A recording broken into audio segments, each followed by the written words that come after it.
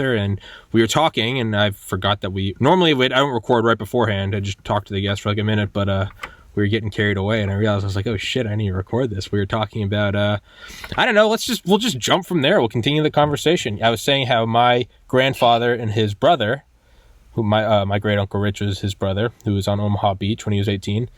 My grandfather and his brother married my grandmother and her sister, which I've never heard of since, or never heard of before, never heard of since, but we kind of both agreed. You come back from World War II, from the Pacific, from the European theaters, and it's just like, hey man, it's tomorrow's not guaranteed. Just fucking fighting, smoking cigarettes, drinking while pregnant. I mean, woo, just let the whole thing go and see where it rolls. But Mr. Prather, how about you introduce yourself, please? My name is Jeffrey Prather. I am a retired Army officer. I was military intelligence branch, commissioned in 1984. It's already airborne, so I went into Special Operations Command as a psychological operations officer, commanded an operational detachment, airborne detachment that used to attach to Special Forces, 7th Special Forces, Latin America, and the Ranger Regiment. And so I spent a lot of time with them in Central and South America. And then I went over, because I got to know the 7th Group guys, I got a transfer over to 7th Group. And then while I was working the Contra issue and preparing for the Panama invasion at Fort Sherman, which is the jungle school in Panama, a friend of mine, a captain, his team was training some long-haired guys, so I went over to see who it was. Thought it was CIA, SAD, Special Activities Division, but it was actually DEA's Special Operations Snowcap operation, which was where you took DEA agents and you trained them up, and then you sent them to host nation Central and South American countries to work with military and police to interdict cocaine labs. So I was a Spanish-speaking 7th Group guy, and so they snapped me up. I joined the Drug Enforcement Administration in 1990, left active duty, and became a special agent, a firearms instructor, because I'd gotten to go to some special forces schools like Special Operations Tactics, which is the forerunner course to the Delta Operator Training Course selection. So they taught me how to shoot really well. That's an understatement, and because they're the best gunfighters in the world, as far as I'm concerned. And then I went back to Central and South America as a DEA agent. And at the same time, because of my status as a credentialed DEA special agent and my experience in special operations and special forces, I was recruited into what was back then called Foreign Operations Group, Army Foreign Operations Group, which then became the Foreign Intelligence Activity, which then kind of split and went in different directions. And I went with the Defense Intelligence Agency's Clandestine Services, HUMINT, Human Intelligence Division. So I was kind of tripled credentialed my whole career. And that allowed me to have a different perspective than most because I was working with the Contras back in the day. And then I switched over to the DEA and kind of saw the other end of that. And then in the early 2000s, I was a senior special agent, and I was working the extradition of Miguel Caro Quintero, brother of Rafael, who murdered and tortured our agent Kiki Camarena. It's a very famous incident. And I had a source that actually had been with Miguel and Rafael. And as I worked through the case, the biggest hurdles were with my own government. And so by 2003, I got called to active duty for the second Gulf War. I volunteered after 9/11. They didn't take me. I didn't volunteer for the second Gulf War, so they took me, which is how the military works. If you train you for jungle, they'll send you to urban. If you train for urban, they'll send you to the Arctic. So I was being stood up to help stand up the Defense Intelligence Agency's Counterterrorism Operations Group. That kind of fell through. But again, it was because I was dual credentialed as a federal agent and also as an intelligence officer. And I was called over to the DEA headquarters, which is right across the street from the Pentagon, where I had troops. I eventually ran their Global Operations Center. 24/7 watch center, which took me to the CIA and NSA and White House and everything. But I went over there because my informant had been kind of left out in the cold. And so he was trying to sue the head of DEA at that time, Michelle Leonard, for a $5 million State Department reward.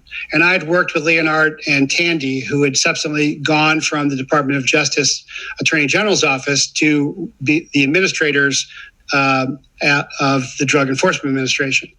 And I said, no, here, look here, the State Department $5 million reward is separate from the DEA. Here's the memorandum. Can't do that. But I then just made the offhand comment, but Leonard and Tandy really stopped my case, because I had arranged with this informant to pay him about $10,000 a month, so that as the extradition moved forward, I would have control of him.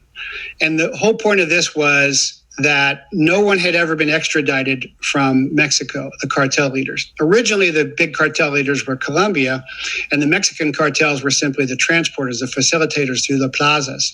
But they had figured out that they could become just as powerful, and so they had become more powerful than the Colombian cartels by this time. And when they were arrested, they just either bought their way out, or they lived like kings in palaces that weren't really prisons. So this was a total game changer, that they were going to be extradited. So this was a very big case, and I was a very senior agent, and I was working with real senior folks. But I made the remark to the head of sources, which I don't even remember who that was now. Hey, but Leonard has really destroyed my case, and Tandy too. And I went back to work. I was in uniform, didn't think anything of it. And then almost immediately, Office of Professional Responsibility, OPR, which most people think of as Internal Affairs, started investigating me.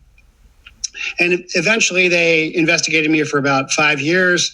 And in 2000, and they harassed me, they targeted me, they contacted people and coached witnesses. They started one phony investigation and then closed that and opened another. They changed reports, which should all sound real familiar now, because it's exactly what they did to General Flynn and President Trump and a lot of others. And then finally, in 2009, 1 year before retirement, without ever having a bad evaluation from my boss in Tucson, and they had moved me on 2 weeks' notice to New York for a year to stress me more. And both of my bosses in both Tucson and New York had given me outstanding evaluations. They fired me, never bringing any charges, but based upon a phony report that was leaked, which is exactly the template that they use for everyone. And I was also at the time the liaison agent for ATF. And a lot of people don't know this, but Fast and Furious actually started at DEA Phoenix in an ATF group that was assigned to DEA. But I ended up eventually working with other ATF whistleblowers, Vince Cefalu, John Dotson, really heroic guys. I've had on Cefalu on here, Cefalu. Oh, you have? Yeah, he's come on here a couple times, yeah. So I'm the raid guy. If you look at me, I'm the raid guy. Vince is the undercover guy. Yeah. It's a subculture, so you can tell the difference. But Vince and I are good friends. Yeah. And we've done a lot of good stuff together. And he was a Marine. Yeah. But anyway, eventually we kind of put the pieces together, because I think I was fired once. He was fired like 5 times or something. Probably. No, it was. I used to talk to him. We did events together. We did an event with Congressman Gozar here in Arizona back in the day. But this was the beginning of the deep state's first Clinton-Obama covert operation, because Fast and Furious was a covert international gun running operation. Benghazi was a covert international gun running operation. Syria was a covert international gun running operation. And really, they're just one extra step of the same thing going on. So what was happening, what finally I realized after many years and lots of heartache, was that the Obama White House, because the emails for Fast and Furious go back to the White House, and Eric Holder perjured and lied about this. And Eric Holder I had an EEO case against, because I'm a chaplain. I founded Christ Connection Chaplaincy. Came after me as well. The whole weight of the government came after me. But eventually what I found out was that while ATF was mandated to run guns into Mexico, which Vince and John did not want to do. John sat out on a stash house saying, hey, they're coming. He sat out in the 100-degree heat. And so we got to take them off. And they're like, no, we're not going to. And so they let almost 3,000 guns go with no chain of custody, with no way to track them. And of course, they ended up killing Brian Terry, about 45 minutes from where I'm sitting, Jaime Zapata, ICE agent, and then hundreds of Mexican citizens. And in exchange for that, the Sinaloan where the guns were going to the Sinaloan cartel, because the Mexican government had a deal with the Sinaloan cartel, or I'm sorry, the American government had a deal with the Sinaloa cartel. The Mexican government had a deal with the La Familia cartel. The DEA had a deal with the Sinaloa cartel to allow them to run drugs north if they told on other cartels. And that's a stunning fact, but all you have to do is Google, or DuckGoGo rather, Niebla Zambada trial, and you can see where DEA agents in federal court raised their hands and said, yes, we had a deal with the Sinaloan cartel, because Niebla Zambada was eventually brought up. All these guys eventually came up. And so the American government was running guns south into Mexico because personal liberty is ensured by personal weaponry, and Gun Central is Arizona.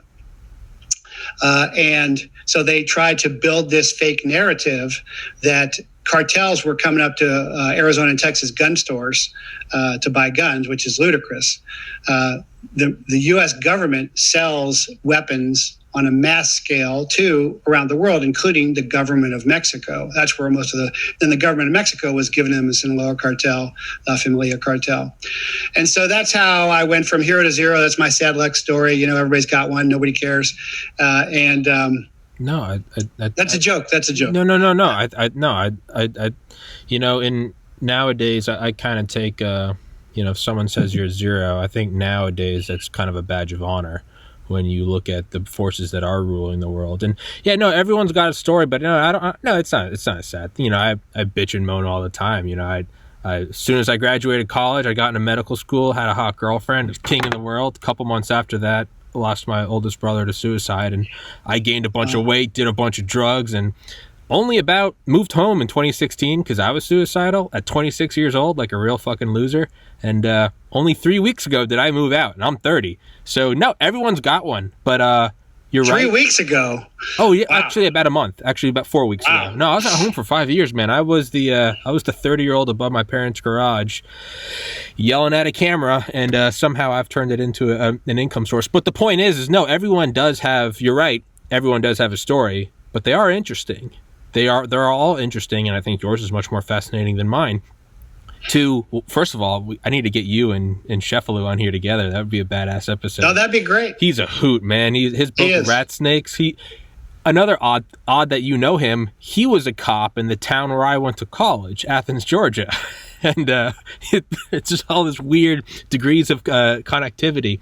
But if you can't tell, my brain's all over the place. I love talking about this, that, and the other thing. The gun running thing, let's just grab the first one, and I figure my podcast has been banned twice already. I had on Claire Lopez, a CIA veteran, who talked episode 370, which is on BitChute and Rumble and Spotify, but not YouTube, talked about the CCP connection with the 2020 election.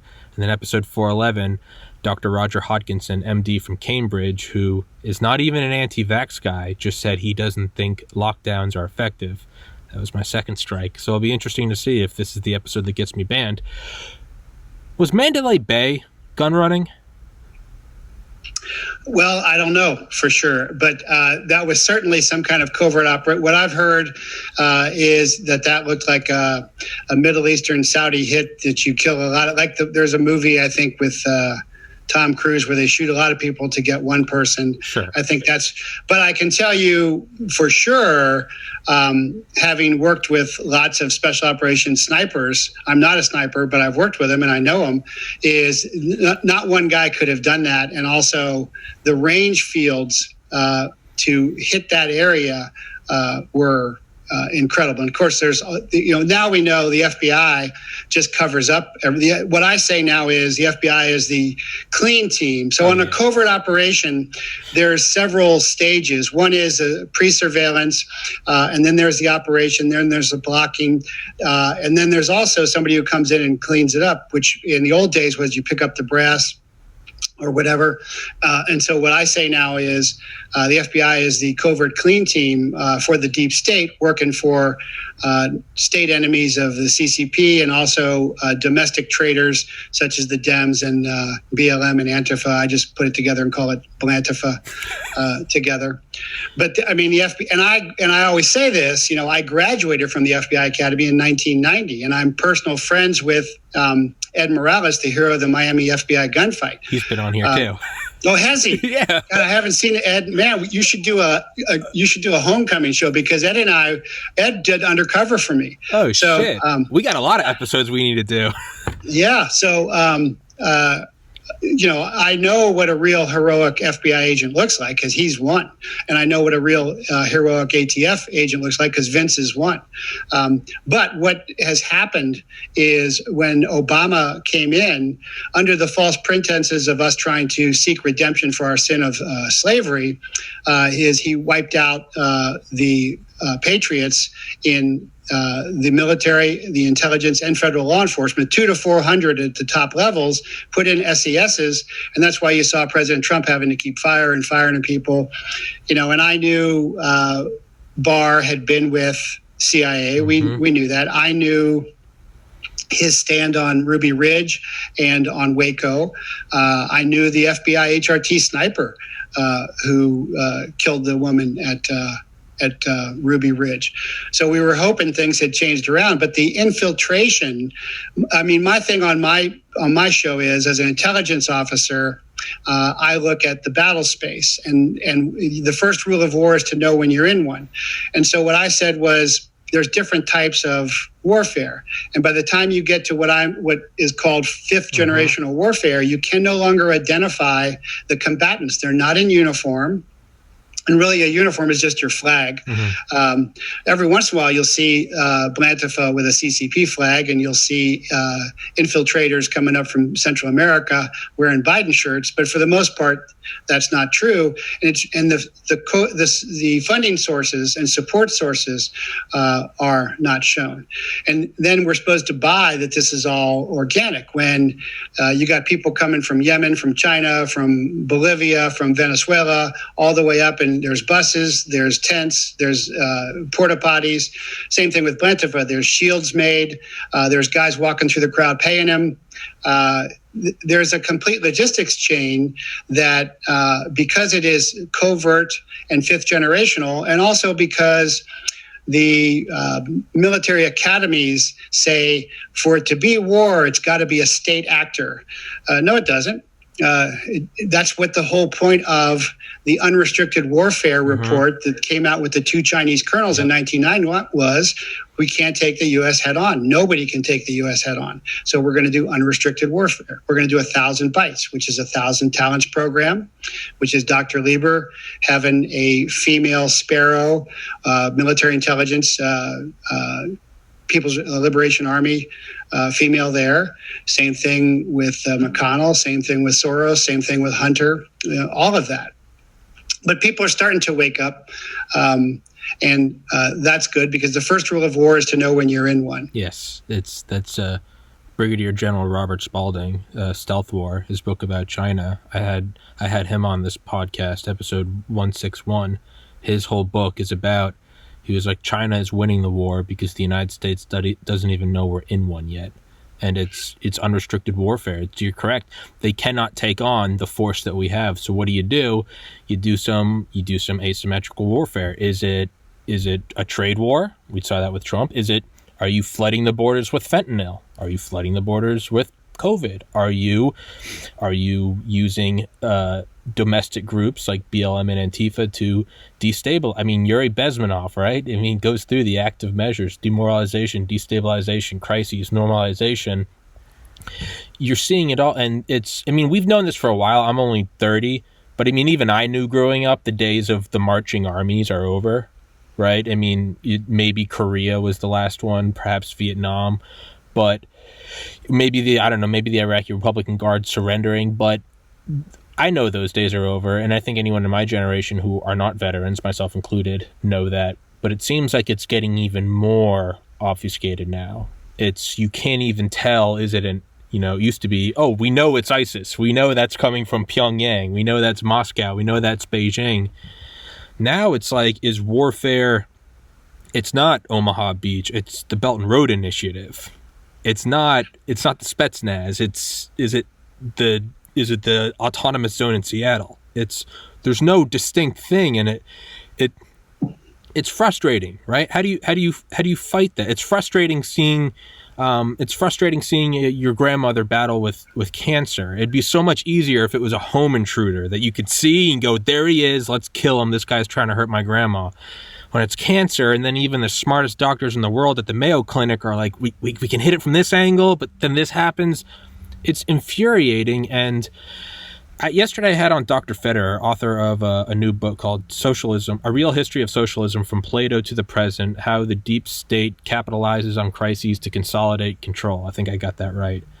And the entire thing it's infuriating because it feels like you chop off one head and it's a hydra. And it feels like, and this is going to be a broad generalization, and I hope it doesn't come across in any negative way, at least in World War II, you could enlist. And you could say, we're probably going to die, but we can go fight the enemy. My dad's dad was 18 and supposed to go to Japan for the mainland invasion. Thank God we dropped the nukes or I wouldn't be here. But there was that sort of simplicity.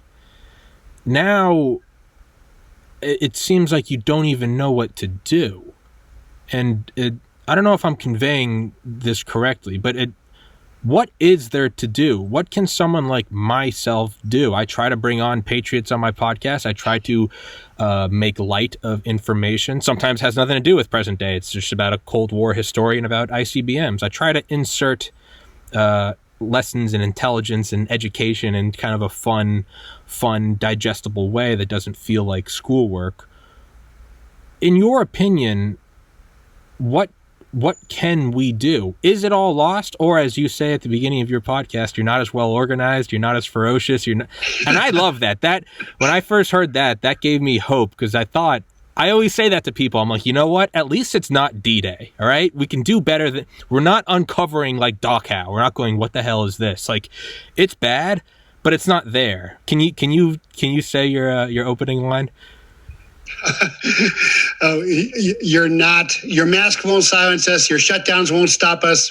You're not as disciplined as the British. You're not as organized as the Nazis. You're not as fierce as the Imperial Japanese. You're not as brutal as ISIS. And we beat them all. You're next. I love it, man. Well, I am very hopeful and I am very truthful. And I tell people ruthlessly the truth of how bad things are. But I also say that we will win this because we have the truth on our side. And, for that, I kind of got to put on my pipe holder hat or my chaplain hat and say that's because of our Judeo-Christian native roots, because that is truth, because everybody's always trying to wipe out the Jews, Christians, and natives. There you go. And they can't. But that Roman Mithra temple is gone. The Romans were great engineers and great soldiers. That Greek Zeus temple is gone. You got Socrates and Plato, great thinkers. But we're still here and we will remain. But what you can do is what you are doing is the mainstream press has become what I call the propaganda press. Mm-hmm. And that kind of there's always been fake news. The earliest fake news in America is there's no farms, fields, towns, roads, total lie. There's no civilization because teosinte was modified into corn, which saved the world. and potatoes from the Aymara that I lived with in Bolivia. But the modern advent of fake news, since you're such a historian, I'm really impressed with your knowledge and your intellect, is with Walter Cronkite at the Tet Offensive saying it's a terrible defeat when we stopped them cold and beat them, and we won that battle and we won every battle, and Walter Cronkite decides it's a bad war. And I'm not saying it wasn't a bad war. Tonkin Gulf incident was a false flag for sure, but I certainly will defend always my brother Vietnam vets because they were treated so bad. We have a special place for them because they were treated so badly, and we always really try and treat them especially well because they deserve it. But from that comes in where I was telling you about my last active duty time when I was chopped to DIA, even though I was a reserve major pain in the butt, I like to say, was my rank. But within the first I was activated within the first 3 weeks of the war, and we know we have to win quickly because we know the press is going to turn against us.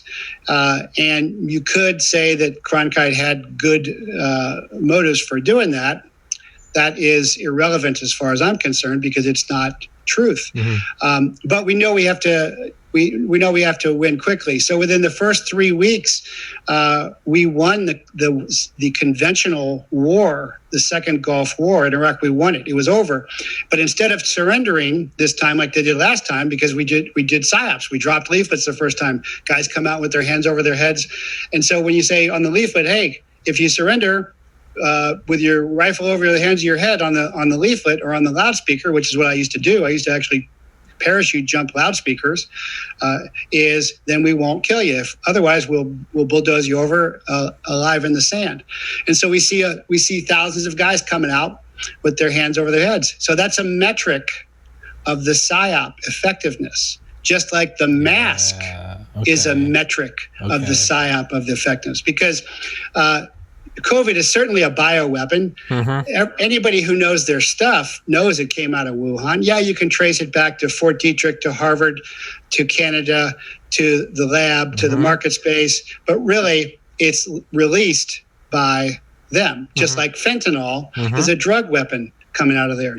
Very similar to what the British did with the Chinese. Opium wars. It's exactly what it is. Opium wars. So, but the masks are a metric of, will you obey? Are you a sheep? Are you a mask moron? Because the science certainly doesn't. At the highest rate of my age, well, at 78, I'm not 78, but it's still a 96% survivable rate. It's ridiculous. But it's a metric of control. It was a bioweapon, but it was released for psychological operations as a vector and for economic battle. And it stopped the U.S. economy and it stopped the world economy. And that's what's really going on. But what can you do about that? Well, you're doing it. You're putting out the truth because Fox and CNN, they're all fading. Even Newsmax. You know, I say all the time on my show, Antifa.com still goes to whitehouse.gov. And you'll never hear that on a mainstream news show because it is forbidden.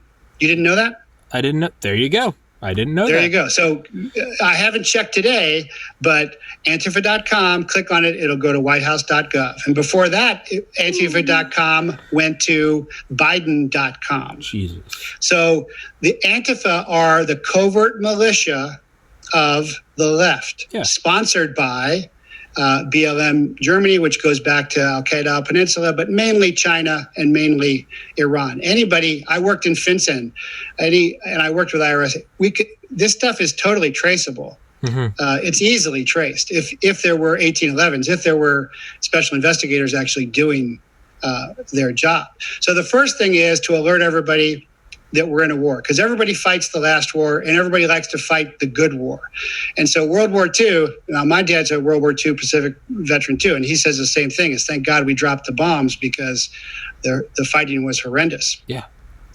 But everybody likes to look at World War II because it was a very good moral war and it was very clear. Black and white. And so everybody, not just civilians, but military contractors and generals and admirals like to think of the next Star Wars thing, like World War. If you watch Star Wars, it's really just, a strafing.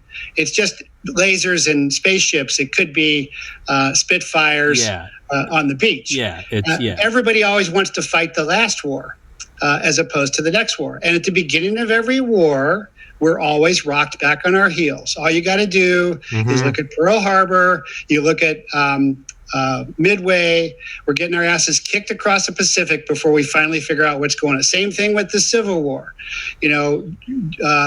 Lincoln goes through a half a dozen guys. He finally gets Grant. Hey, Grant's a drunk. Yeah, but Grant will fight. He'll do it, yeah. Yeah, because in peacetime, they want these generals that they have nice uniforms and their papers all organized. And in wartime, you want a Patton, you want a Grant. Now, if I may interrupt, do you think that there is I remember I was pre-med in college and I used to study 7 days a week. The smartest friend I've ever known in my life, he's a physician now, he's absolutely brilliant. He used to go out and get drunk as shit on Friday and Saturday. And I'd be like, why do you do that? And he's like, because there's no better motivator than fear. He wakes up Sunday morning with a dry mouth and goes, oh my God, I have an OChem test tomorrow. And he outschooled me, 4.0s across the board. I don't start getting ready for a podcast until 2 hours before. I make my bed, I walk to the gym, I do a mile, I lift weights, I come back, take a freezing cold shower, I eat some breakfast, I get dressed, and I meditate. And I finish meditating, and I come and I sit down in the chair. Even today, I was up, I was ready to go, but it was like 10:30, and I was like, and I waited, and I had my alarm go off at noon, and I go, I have Mr. Prather in 2 hours. And I was like, oh shit, and I got up and I went and got it, but I do find it actually kicks me into it. Curtis LeMay said, Curtis LeMay had a Strategic Air Command. Why was he so ruthless? Why did we need so many redundancies? Why do we need Raven Rock and NORAD and the Green Pine Network and Operation Chrome Dome? And why do we need all of that? Why do we need a 9 megaton warhead? Why do we need RCBMs, the ICBMs with radios in them that would actually broadcast launch codes? It's because when his quote is, and I don't know the exact quote, but it's from Richard Rhodes' Dark Sun, Making of the Hydrogen Bomb. The quote is from Curtis LeMay, and I'll paraphrase it. When we first went into the war in Europe, at the rate we were losing aircraft versus the rate that we are producing them, we would have no air force. Granted, it was the Army Air Forces. We would have no air forces in 30 days. That's how long we had. We had 30 days of supplies, and it was like, well, the hordes are coming and we're all out of arrows. And that is why he ratcheted it up. Obviously, it was a massive effort. We had the war powers, creating the armies that defy description, to quote Garrett Graff. And that's how you get something. So when he, the hard times create strong men. So after, granted, it seems peaceful. There's Korea, there's the Cold War, but it's like, why is LeMay going from base to base, completely restructuring Strategic Air Command? Why are we sounding the klaxons and making sure that we shave seconds off? Why are we going so hard? Why do we have so many redundancies? That kind of gives birth to Dr. Strangelove. And it's because he saw what happened when we didn't. And it almost feels like kind of how if I get up at 11, I go, I got 3 hours, and I wait till it's noon, and I go, oh God, it's time to rock and roll. Maybe that is kind of built into it. Maybe we need to see, and I'm with you, I wish we wouldn't do that. I wish we would be prepared all the time, but maybe that's what we need, is we need to sort of see that the enemy is knocked through the gates, and that there are people on the inside helping them open the gates. Maybe we need that before we get the proverbial, it's noon, I gotta rock and roll. Maybe we need that. And maybe that's just me rationalizing it. And I know I interrupted you and just went on that rant, but can we look at a plus to this? Is there a silver lining? Can we say history's shown it worked before? It looked pretty helpless in 42, 43, and then we came out on top. Is that what we need to do now? Is that what we're doing now? Is there a hope in that? Sorry, I know I'm terrible at interrupting guests, but it just that thought was there. When the thought's there, it just crawls out of my brain. So I apologize. No, not at all. So what you're doing is actually very good, because it stresses you.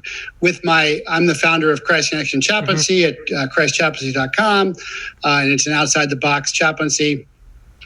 But our senior chaplains, there's a point where we won't let them prepare, because you should be connected through the Christ connection to have the Holy Spirit flow through you, so that what you need to say or do will just come out. At the beginning, when you start, you need to learn the fundamentals, but Sure. later on, you should just be prepared. And also, I have been training folks. I have a martial arts school for 30 years. I've trained tens of thousands at warriorschool.com. And I stress my senior students, because combat is going to be very stressful. When they take a test in the Handgun Martial Arts Center or in the dojo, they're standing up and they got to stress themselves. And so what you're doing is stressing. So you're seeing where you're at under stress. And that is your performance. That's what you want to know. So when we go to the range, our first cold shot of the day, we go from condition 3, which is unloaded, to condition 2, which is mag in, to condition 1 and fire 1 round, and see where you're at on that. Because that's a cold shot. That's going to tell you exactly what your abilities are. And the problem in America, which is not really new, it's from World War I, it's from World War II, is we are so blessed. We have such an easy life. We are so rich. We are so wealthy. People haven't been around the world like I have and seen poverty and death and tyranny. And so people are just starting to wake up. The CIA said a long time ago that as long as they get their newspapers and their donuts and their hamburgers and their gas tank and their TV, everything will be fine. But they're overextending their hands, because right now with the pipeline hack, with the bridge hack, with the train derailment, which is just like in the longest day, it's just like the resistance. They're cutting the lines. Things are going to start to get hard. People are going to start to wake up. Most people don't pay attention to politicians because they're all idiots. Mm-hmm. There's no reason to pay attention, but they're starting to pay attention. And another thing I say all the time is our ranks grow daily. And in this 5th generational information influence operation, the terrain is primarily human, and the enemy does not hold the terrain, not at all. And they are losing more and more terrain daily. So the first thing is know you're in a war. And the second thing is start telling the truth, and you're doing this. The third thing is to start to organize. So, on jeffreyprather.com, I have Team America, and Team America goes out to every state, also goes out to Canada, and people are starting to hook up and link up, and in their states and in their cities and in their towns. Like I'm working with behind the scenes with the Arizona audit. I'm working behind the scenes with the Georgia audit, is they figure out on the ground what they need to do. That's the essence of an operational detachment A team, what people call an A team, which is always done amazing things. And the most amazing things they've done is in Afghanistan, when Triple Nickel, 555 and 525 go in there, and in 3 to 4 months have basically wiped out the Taliban because they had no control. They linked up with indigenous forces. They decided what they needed to do, and they did it. And that's what we are getting back to right now. But we're just in the opening phases of this. It's just beginning because things haven't gotten that bad. But things are going to get worse because they have rewarded violence. That's another thing I say is, Blantifa violence is rewarded. Oath keepers breaching the Capitol are punished. And so no one has yet hit back at them, but that is coming. I'm never advocating anything illegal, immoral, or unethical, sure, or violent. But when you dismantle the police and betray them, and when you poison and betray the military, and then you continue violence, then there is nobody standing between you and violence. Yeah. And then it just becomes law of survival. And then it becomes Blantifa against 2 generations of GWAT veterans and hillbillies and Indians and cowboys and rednecks and briars and everybody else who's been hunting forever. Yeah, you're right. And that's why they go 5th generational, because they know in a week if they did 3rd generation, they'd be done. Yeah, I mean, I think of my extended family in northern New Hampshire. I think of my first 2 years of college at Valdosta State University. I call it the time capsule from 1865. I look at those places and I'm like, man, like it's a different breed of person out there. For better or worse, it's a different breed of person, and but I do think about that, how there is I would say that there's another step to that, if I may, and it's redundancy. It's gather information now. It's because as everything is digital, and right now, I think you got to respect your enemy. I think part of the most brilliant move of the pandemic is it forces everyone to interact with reality only through a phone. Granted, mask mandates are lifting now, but let's just turn the clocks back a year when it was literally illegal to assemble and your only way of communicating with reality was through this thing. Well, that power was consolidated. There's how many social media companies, there's how many phone companies, you can count them on one hand. When you control people's eye hole into reality and no one leaves their house, it does become a panopticon. And then you can go into the social experimentation of banning videos, shadow banning, making the majority believe that the minority's beliefs are the majority. Hey, everyone liked this, and it's that's why they took away the dislike button from the White House YouTube page. That's why they removed comments. You can't have everyone knowing how bad it is, right? So I would say that one thing is just information, because right now it's like, so what am I doing? Am I a veteran? No. Can I shoot a gun? I know where the trigger is. I actually got to shoot with some Delta Force guys 2 months ago. That was crazy. I had no idea what I was doing, but it was fantastic. I look at what are my strengths? Where do I bring my power? Okay, well, my power is I have the gift of gab, as you can tell. I don't shut the hell up. Thomas Patrick Harrigan. I got some Irish gab. I have the ability to kind of pull information together, right? And maybe put it in an unconventional way. I make weird analogies. Maybe I can get people to learn that way. Well, eventually they're going to cut that off at the knees. I don't know when. But if 2 years ago you said that, hey, do you know in 2021 there's the military is going to build a fence around a church in Canada? You'd say, bullshit, dude. What are you smoking? And where can I get some? Well, that's where it is now. And I say this a lot on here, and I know people probably think I'm crazy. It's coming. I don't know when. It might be a decade, but it's coming to where why do you need that many audiobooks? Why do you need that many things on your Kindle? And it sounds crazy. Crazier things have happened in the last 24 months. I think the next thing coming is going to be, if all information is digital, you don't need to burn the books.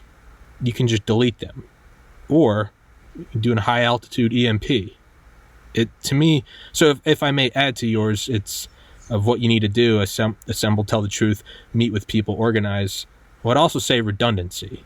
I don't know what that is. Buy books, I guess. I put my podcast. I've got a Faraday bag, that copper wiring in case there's any.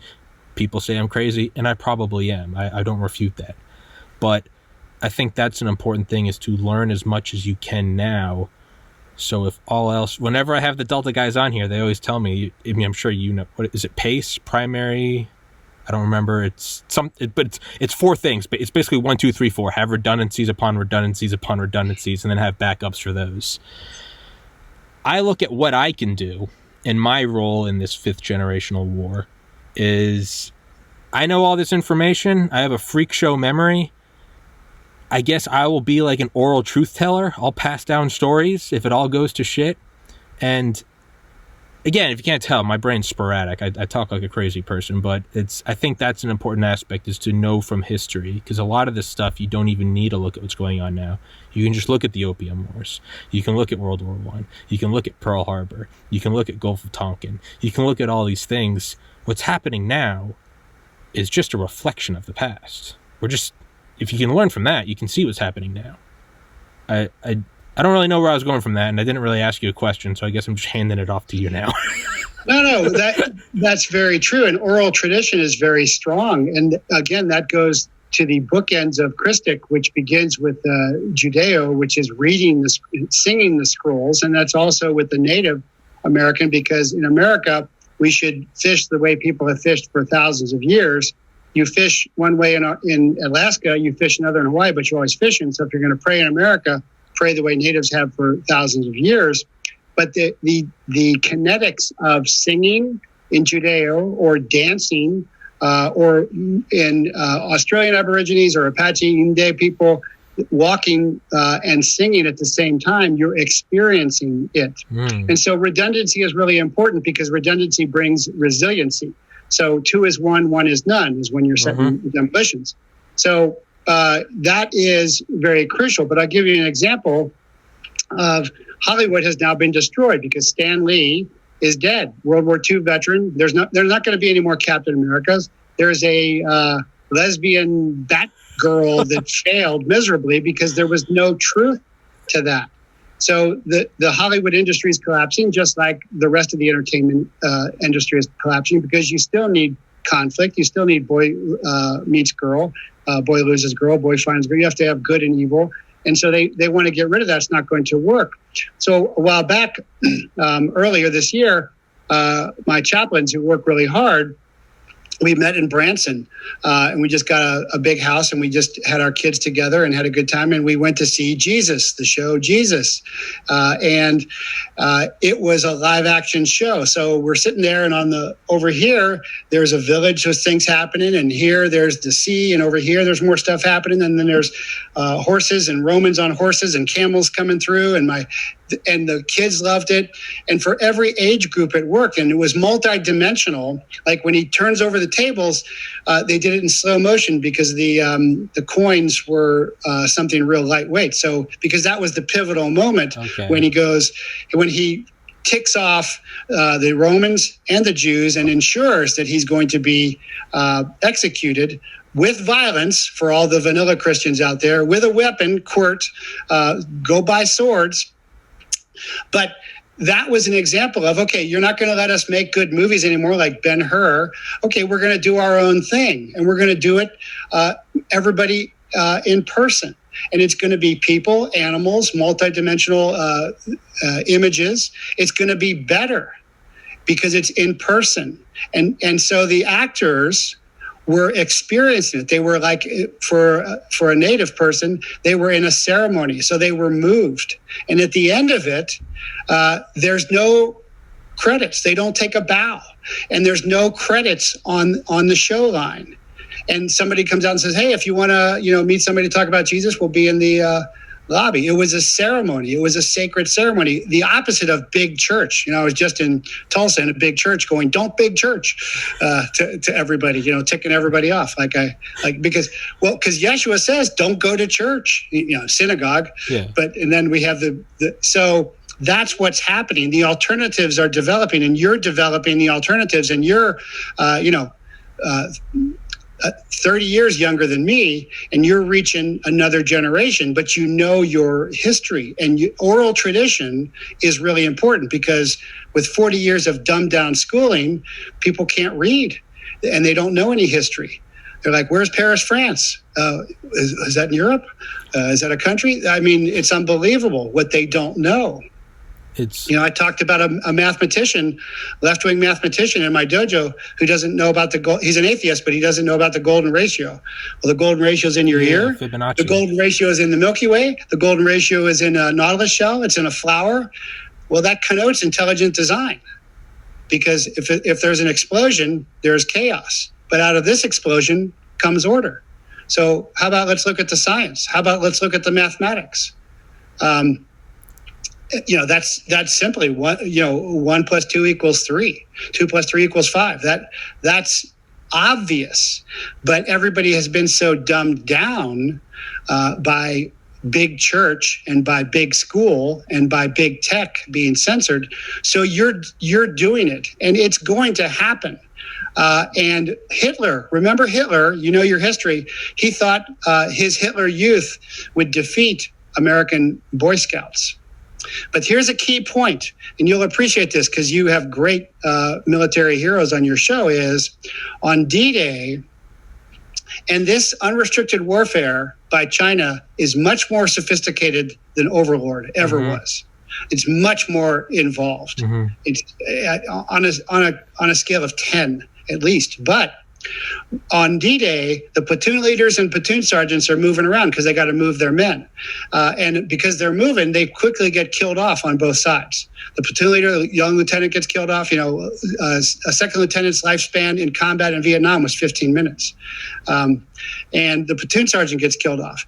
But on the American side, then the squad leader stood up and took over. Think Audie Murphy. Starts off as a private they're going to send home. By the end of the war, he's a first lieutenant. Why? Because everybody else is dead. And he just has this sense of when to move and when to not, and going to protect his guys. On the German side, that they just kind of hunker down because they don't have that NCO corps. They don't have that individual leadership. And that is going to make a huge difference. That's actually a beautiful parallel I hadn't drawn before we saw that, and I don't know if you've ever listened to Dan Carlin, Hardcore History. He does these history. I'd heard his name on Joe Rogan a million times and I finally looked into it. He's got these like series of history podcasts that are better than any book I've ever listened to. Primarily, though, we won't get off into the weeds. He has one called Blueprints for Armageddon, and it's a 5-part series of World War I. What led up to it, what happened, and kind of how it unfolded. And one thing he talks about is the Germans' unparalleled ability to develop this complex invasion plan, because they foresaw World War I. They foresaw all the treaties going south. They had the Schlieffen Plan, down to, he said, generals would be on their deathbed, and they'd be like, don't forget to like watch your flank on the Schlieffen. Like it was perfected. When it started, they said it was like turning the key on this like weird sort of Rube Goldberg like analog machine. Like all these troops started showing up, all these trains had to be at these certain bridges on certain times, and it's this many things would show up and this many soldiers with this many boots, and it was like a Swiss watch, just beautifully orchestrated.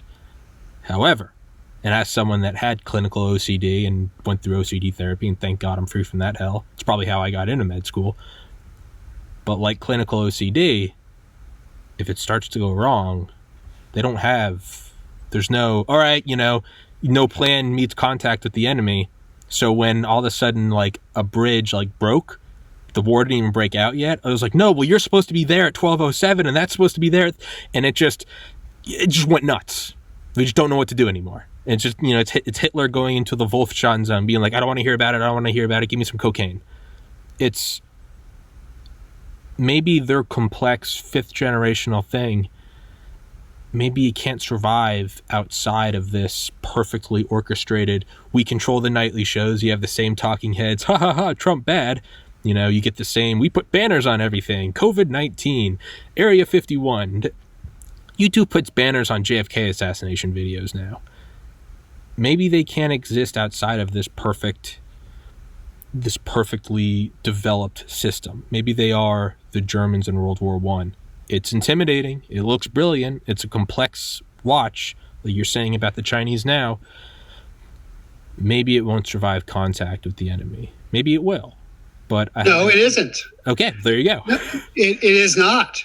It's a Swiss watch. What happens when you take one cog out of the Swiss watch? It stops working. Yeah. And what is war? War eventually is chaos, and it's chaotic. And as I always say, planning is invaluable. Plans are useless. And this is a plan.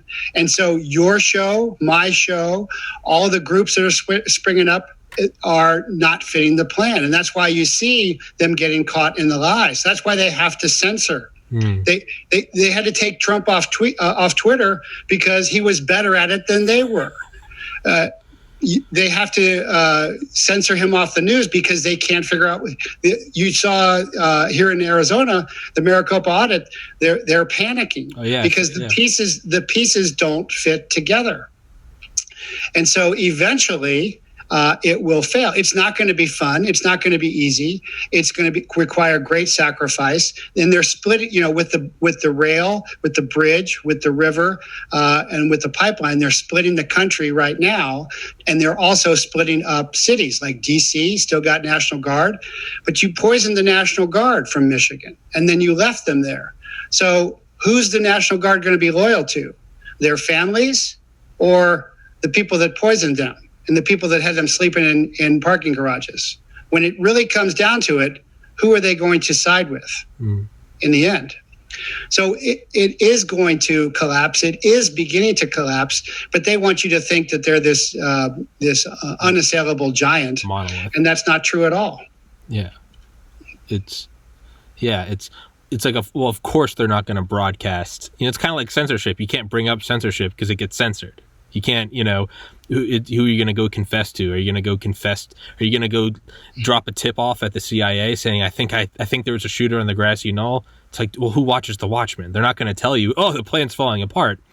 But and we'll wrap up. It's 3, and I told you I'd let you go, so we'll wrap up. But Garrett Graff's Raven Rock, his book all about the nuclear bunkers starting under FDR, going all the way through present day, at least what's been declassified. And I think the quote from somewhere in the 70s was like, we were always just one more graph away from having nuclear war figured out. They had money put away, like actual fiat. They had, Declaration of Independence. They had food. They had guns. They had these secondary plans, these tertiary plans. The United States Postal Service would act as like a vaccine delivery as well as like a coroner.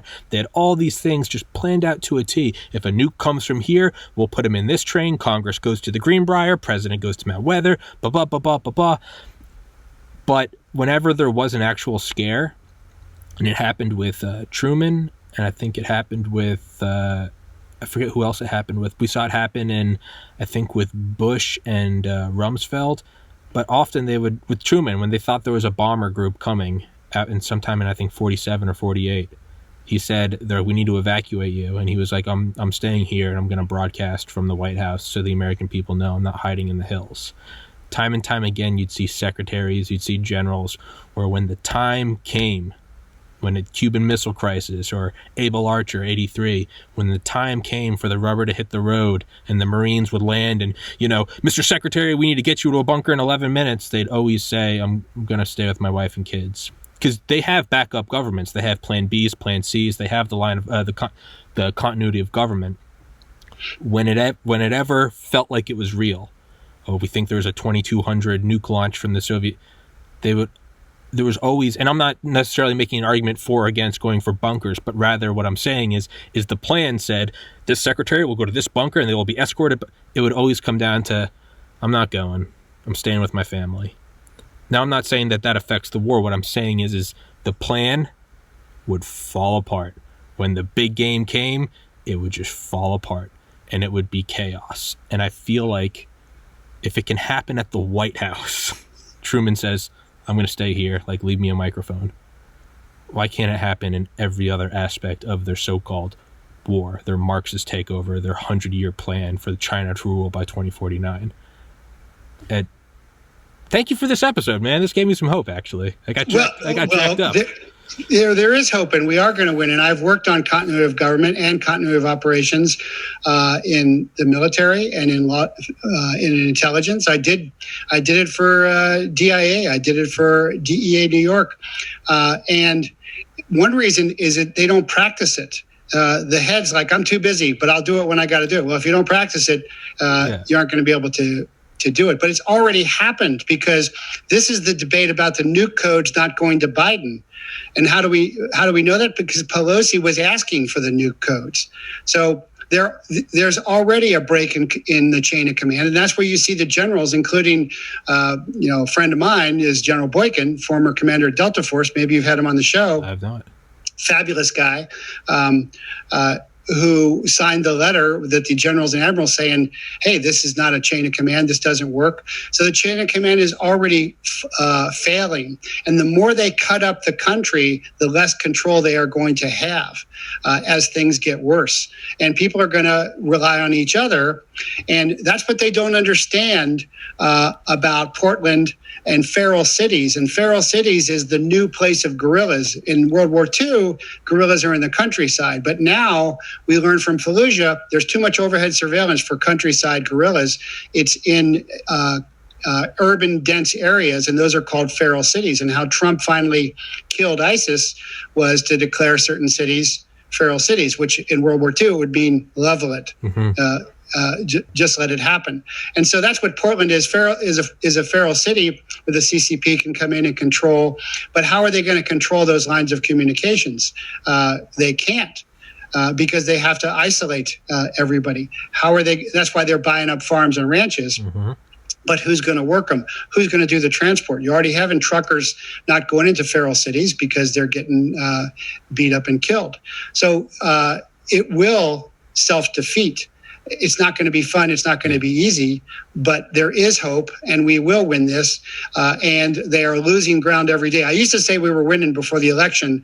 And before the election, I said, the final option was, I said to Trump needed to go kinetic in the Indo-Pacific theater to push China into a shooting war, and also send U.S. Marshals and Special Operations Group, which is the U.S. Marshals Special Operations, where there's a lot of Special Operations personnel from there, into those cities to push it. Didn't happen. That's a whole nother story. I think Miller and Ezra got activated too late. I don't think they could make the switch between intelligence and evidence but anyway, it is already happening. There is hope. We will win this. And what you're doing is a big part of it. So keep doing what you're doing.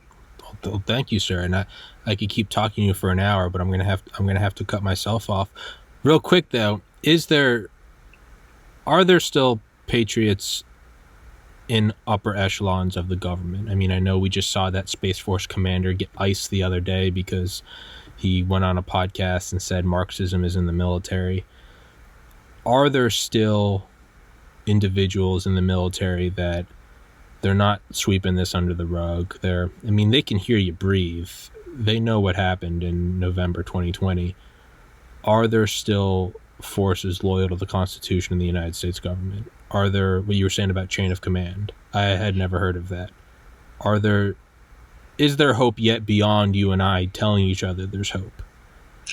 Well, there are patriots, but when you hear people say, when is the military going to step in? It's like the military is a personality. That's not how it works. The squad reports to the squad leader reports to the platoon sergeant reports to the platoon leader reports to the company commander, and it just goes up like that. You can disobey an immoral order, but that's not how it works. And a lot of guys are not read in. They're busy. Yeah. I know people in counterintelligence that aren't aware of what's going on. It's really frustrating. People have been training with me for years because they're too busy with their paperwork and doing their job. Are there patriots? Yes. Are there many? Probably not. Are they going to show their hands if they're still inside?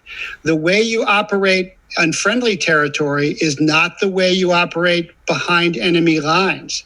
Anybody can wear a mask. Anybody can dress in black. Anybody can wear a BLM shirt.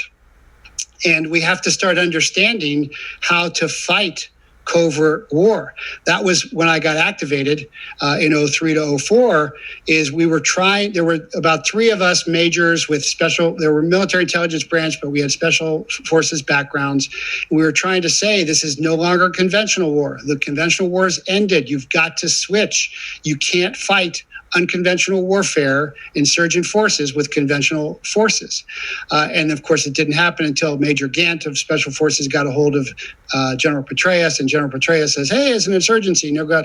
And then, of course, he got betrayed by Obama for all of that.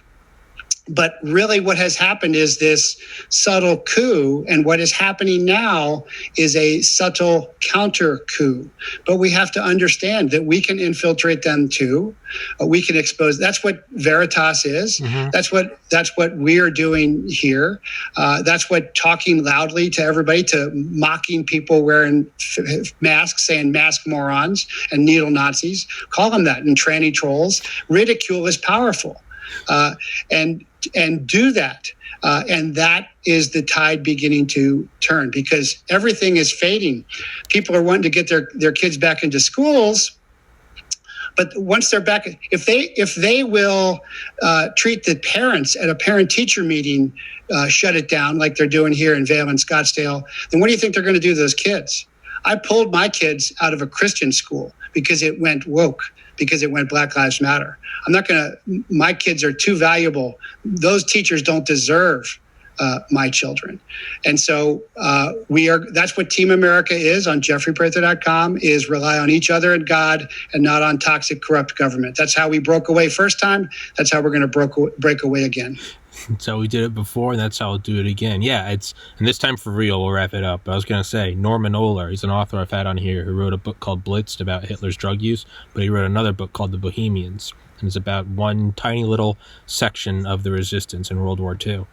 And there's a Jewish guy named Haho Schutze-Boysen, and he was part of the resistance. Super handsome guy, just total stud. And he and his friend were part of, they were Jewish. They were outwardly Jewish, and they openly spoke out against the German government. The SS came and got them both and brought them into a work camp where they were interrogated all night, beaten, forced to run on the track, and his friend, I believe, had a heart attack, and then the SS beat him to death. Haho survived. They tortured him and interrogated him, and he kind of gave him some false information, and then they branded him with a swastika on his thigh and beat him so he had kidneys. So what he did, though, was instead of going back and going down in some, rebellious blaze of glory, what he did is he played dumb like a fox and said, "I've seen the light." And he joined the Luftwaffe. And he went and worked at the headquarters and moved up as an agent, all the while faithful to the resistance. And he sabotaged it from within. When the SS would bring in people from the resistance, Haho would go in there, look him dead in the eye. He'd be like, you Jewish scum. And they'd always offer him one cigarette before they beat the shit out of him.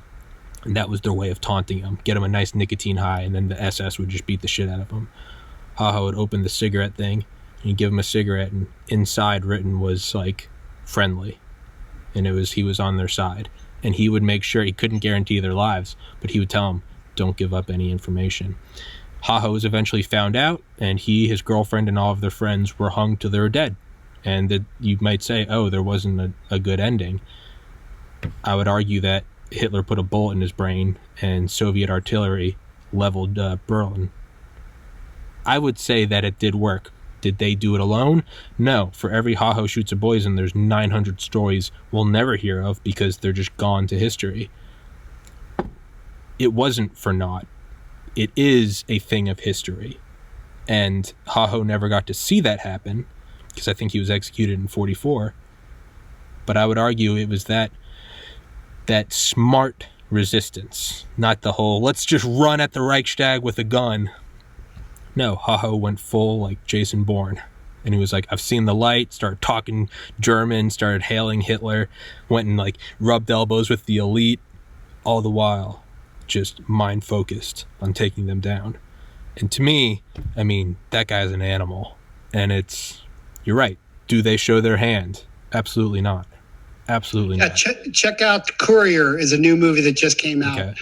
About a Russian patriot and an American, or maybe it's British, but they're trying to stop Khrushchev, I think it is. And it's a true story of exactly what you're saying. But as things devolve, that is, as we get cut off on supplies, people always make this mistake when they bomb, like England sacrificed London to save the RAF planes, but it didn't break the resolve. It increased the resolve because people became more tribal. And as we become more tribal and rely on each other and open our doors, we will become stronger. Yes. Yeah. Keep calm and carry on, right? All the families in the subway tunnels, just like, what do the British used to say? London can take it. That's just what they'd say. They'd be like, give it your best. Yeah. And C.S. Lewis comes out of that. Yeah. It's heroes come from that. And I can't help but think that none of this is by accident. I don't think that it's going to shit in this life by, why did I get born now? I think it's destiny, just like I think it was destiny of those born into World War II, into World War I, into the Revolutionary War, born to come across the Atlantic Ocean, born to do whatever. I think we're all born when we're supposed to, and we are learning something. And as a 4.0 pre-med student, I plan on acing this class. So that's what I'm going to do. Mr. Prather, I'll put your podcast, your channel, your website in the description. Thank you so much, sir. I said I'd keep you for 30 or an hour, and here I am at hour 15, so I clearly cannot be trusted. But I would love to have you back on with Sheffaloo, get Ed Morales. I feel like I have a lot of episodes left with you because I like listening to you. Thank you for your patience. I know I run my mouth, and I know I interrupt, and I'm trying to get better at that. I get so excited, and I can't help but just keep talking and talking and talking. No, Tommy, I love that. Because I say to my young students, tag, you're it. I'm done. It's your country. You get the government you tolerate and the country you deserve. So you're doing great. Keep it up. I'd love to come back with Ed and Vince. That would be wonderful. Absolutely. So keep the faith and God bless. We will win this. God bless you too, sir. God bless America. God bless everybody. Stay safe. Be thankful. Be grateful. And let's fight these dirty communists. All right, Mr. Prather. God bless. Thank you, sir. All right. Bye-bye. Bye-bye.